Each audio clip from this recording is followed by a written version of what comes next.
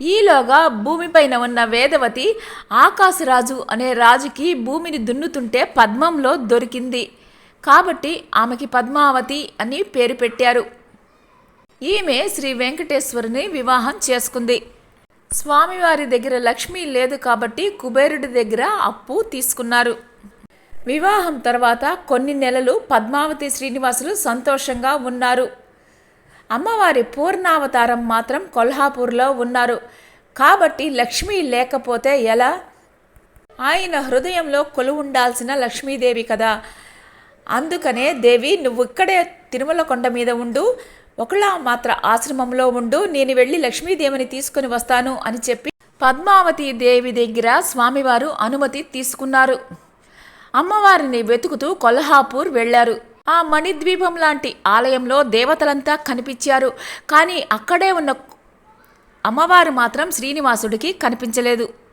అల్లికి వెళ్లిన తన భార్యను ప్రసన్నం చేసుకోవటానికి శ్రీనివాసుడు అక్కడ తీర్థాల్లో స్నానం చేసి 10 ఏళ్ల పాటు అక్కడే తపస్సు చేశారు. కానీ అమ్మవారు ప్రత్యక్షం కాలేదు. అప్పుడు ఆకాశవాణి ఈ విధంగా చెప్పింది, స్వామి మీరు ఇక్కడ ఎంత తపస్సు చేసినా అమ్మవారు మీకు కనిపించదు. ఇక్కడ రాక్షసుల్ని సంహరించటానికి రజోగుణ ప్రధానమైన స్వరూపంలో వచ్చింది. అందుకే కొల్హాపూర్ అమ్మవారి చేతిలో గద, పానపాత్ర, సింహవాహన అన్నీ ఉంటాయి. శుద్ధ సత్వరూపంలోనే మీకు కనిపిస్తుంది.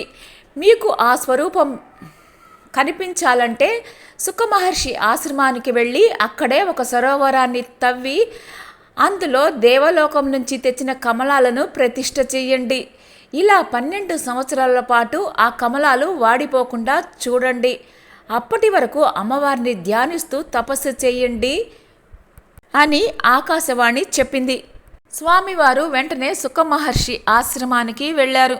కొల్హాపూర్లో అమ్మవారు రాక్షస సంహారం కోసం వెలిశారు కాబట్టి ప్రతి సంవత్సరం దుర్గాష్టమి రోజు తిరుమల నుంచి కొల్హాపూర్కు అమ్మవారికి సారె పంపుతారు. ఇక్కడ పద్మావతి అమ్మవారు కూడా భర్త కోసం బాధపడుతూ తపస్సు చేయడం ప్రారంభించింది. లక్ష్మీదేవి కొల్హాపూర్లో, శ్రీసుఖపురంలో స్వామివారు, వెంకటాచలంలో పద్మావతి అమ్మవారు ఉన్నారు. స్వామి తన చేత్తో అక్కడ సరోవరాన్ని తవ్వారు. వాయుదేవుడితోటి దేవలోకం నుంచి కమలాలను తెప్పించారు. సరోవరంలో ఉంచి సూర్యభగవాను నుండి పిలిచి ఇక్కడ నువ్వు కొలువుండు అని ఆదేశించారు. సూర్యరశ్మికి కమలాలు వాడిపోవు కాబట్టి ఈ విధంగా ఆదేశించారు. అప్పుడు సరస్సు మధ్యలో అమ్మవారిని శుద్ధ సత్వ స్వరూపంగా భావిస్తూ మహాలక్ష్మి మూలమంత్రాన్ని జపిస్తూ 12 సంవత్సరాలు తపస్సు చేశారు.